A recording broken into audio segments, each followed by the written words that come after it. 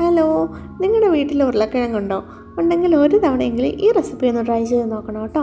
കുട്ടികൾക്കൊക്കെ ഇഷ്ടപ്പെടുന്ന രീതിയിൽ ആകർഷകമായിട്ടുള്ള ഷേപ്പിൽ സിമ്പിളായിട്ട് റെഡിയാക്കി എടുക്കാൻ പറ്റുന്ന, എന്നാൽ നമുക്ക് 2-3 ദിവസമൊക്കെ കേടുകൂടാതെ സ്റ്റോർ ചെയ്ത് വെക്കാൻ പറ്റുന്ന ഒരു സിമ്പിൾ സ്നാക്ക് റെസിപ്പിയാണ്.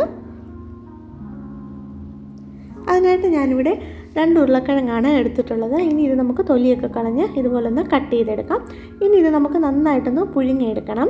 നമുക്ക് നല്ലതായിട്ട് ഉടച്ചെടുക്കാനുള്ളതാണ്, അതുകൊണ്ട് നന്നായിട്ട് പുഴുങ്ങിയെടുക്കാം. ഇനി ചൂടോടുകൂടി തന്നെ നമുക്കിത് ഉടച്ചെടുക്കാം, അല്ലെങ്കിൽ അത് കട്ടിയായി പോവും. ചൂടോടുകൂടി തന്നെ ഇതുപോലെ നന്നായിട്ട് കട്ടകളൊന്നുമില്ലാതെ ഉടച്ചെടുത്തിട്ടുണ്ട്.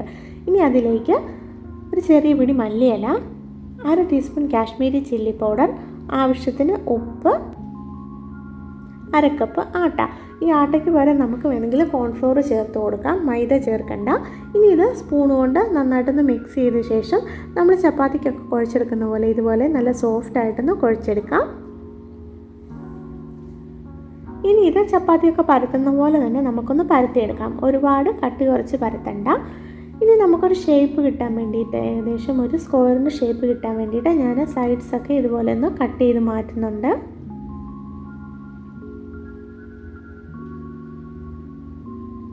ഇനി ചെറിയ ചെറിയ സ്ക്വയർ ഷേപ്പ് ആക്കാൻ വേണ്ടിയിട്ട് ഞാൻ ഇതുപോലെ ഒന്ന് കട്ട് ചെയ്ത് കൊടുക്കുന്നുണ്ട്.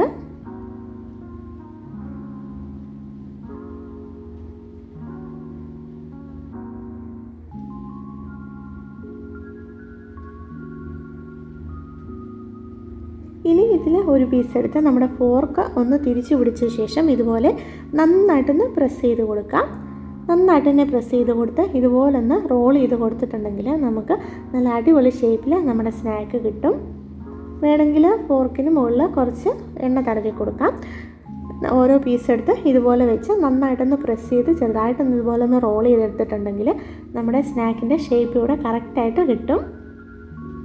അപ്പം എല്ലാതും ഇതുപോലെ ഞാനിവിടെ ഷേപ്പാക്കിയിട്ട് എടുത്തിട്ടുണ്ട്. ഇനി നമുക്ക് ചൂടായ എണ്ണയിലേക്ക് ഓരോന്നായിട്ട് ഇട്ട് കൊടുത്തിട്ട് ഡീപ്പ് ഫ്രൈ ചെയ്തെടുക്കാം. അതായത് ഒന്നിച്ച് നമ്മളിത് ഇട്ട് കൊടുത്താൽ ചിലപ്പോൾ അത് ഒട്ടിപ്പിടിക്കാനുള്ള സാധ്യതയുണ്ട്. അതുകൊണ്ട് എണ്ണയിലേക്ക് ഇടുമ്പോൾ ഇതുപോലെ ഓരോന്നായിട്ട് ഇട്ട് കൊടുക്കാം. ഇനി ഇട്ട് കൊടുത്ത ഉടനെ തന്നെ നമ്മൾ സ്പൂണിട്ട് ഇളക്കണ്ട. കുറച്ച് ഇതുപോലെ ഒന്ന് മൂത്ത് വരുമ്പോൾ നമുക്ക് തവിയിട്ട് നന്നായിട്ടൊന്ന് ഇളക്കി കൊടുത്ത് ഡീപ്പ് ഫ്രൈ ചെയ്തെടുക്കാം.